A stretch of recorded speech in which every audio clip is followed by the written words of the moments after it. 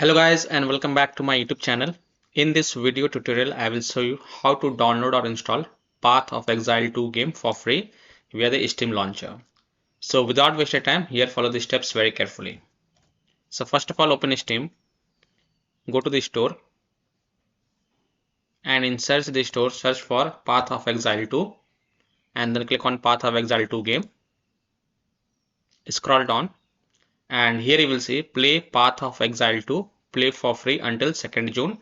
So you can see free to play game. So click on play game button and here you will see Path of Exile 2 and the file size is 141.61 GB. So click on install.